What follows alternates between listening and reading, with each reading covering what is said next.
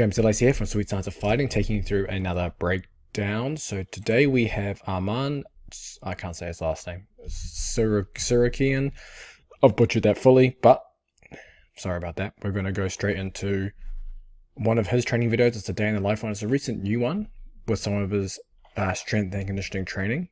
So again, nothing against the fighters, coaches, anyone in these videos. It's just me taking a snapshot of their training, trying to explain maybe what they're trying to achieve out of it. Do I think something could be done better or worse, etc.? Obviously, we don't have all the details of what's going on. So I'm doing a lot of this without context. So bear that in mind. So there's like more of some physio. Oh, so there's physical therapy on his shirt. So there you go. This is more physical therapy based stuff now. I think it's actually a warm up before he gets into his main work, it looks like. There's a little knob right there. Okay, let's go forward to his first exercise. These little sling things are actually really cool. I like these. We'll go left foot forward first. It's just going to be a split squat. So you're going to. So he's doing a split squat with an anti-rotation element of the trunk. So a little more challenging through that movement. Yeah. And then attach to the cable there for that load for the anti-rotation. Yeah. Solid exercise. Alright, what else we got going on? Then it looks like we've got this a similar idea now. So he's holding the dumbbell on one side and then doing walking lunge. Damn, he's got huge quads. But he's holding the dumbbell on one side, and now will be like an anti-lateral flexion of the trunk while he's doing these movements. So you're just doing kind of offset work here with the lower body. So it's like almost like an offset split squat and an offset walking lunge. Driving the knee up and stuff when you're doing this stuff, in my opinion, adds no real value to the exercise at all. Do it if you want. Do it if you don't. If you don't want to do it, you don't have to. Only thing I will say is the loads are very light, and maybe since he's at this place, maybe he's nursing an injury potentially and coming back rehab style. That would make sense. If he was fully healthy and this was a typical, say, strength training session, I would say that the stimulus is very, very weak. And remember that we have to really push and challenge the body to see change.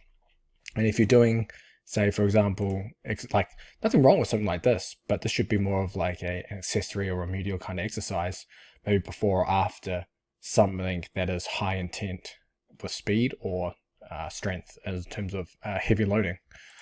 Same with this lunge variation. You've already done split squat. Does it make sense to do a walking lunge in the same session? Again, depends. If he's rehabbing something, then there's probably some context there.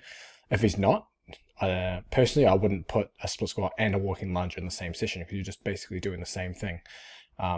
Except in this case, it's probably sub-maximally loaded. So what else we got going? Some more manual therapy stuff. If you've never had this done, it hurts like hell, but it's damn good. You feel very, very good afterwards.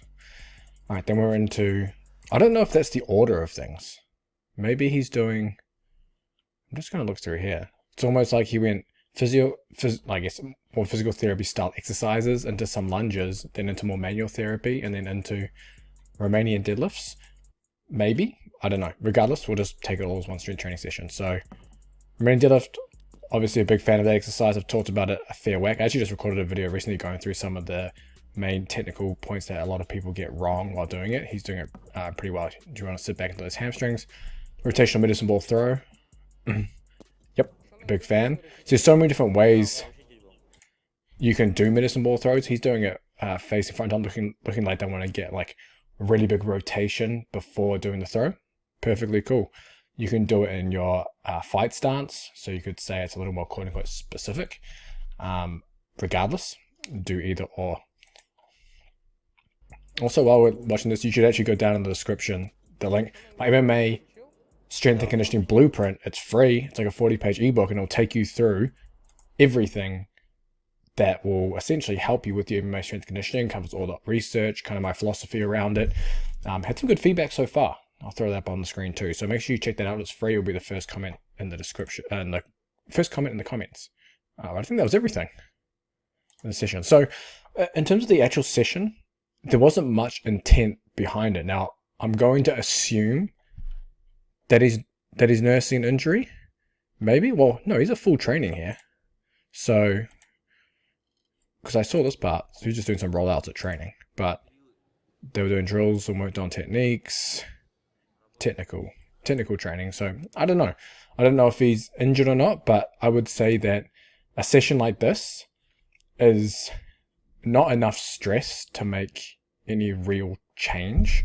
Again, if he's injured, that would be a different story. But if this was a real preparation of a healthy fighter, I would be looking at having some form of more higher intent speed or power based exercises and some heavier strength based exercises, obviously depending on what he needs, etc., etc. But just having that intent in there, I think would make a huge difference. But if you enjoyed this, please let me know down in the comments if there's anything else you want me to break down, and I'll see you in the next video.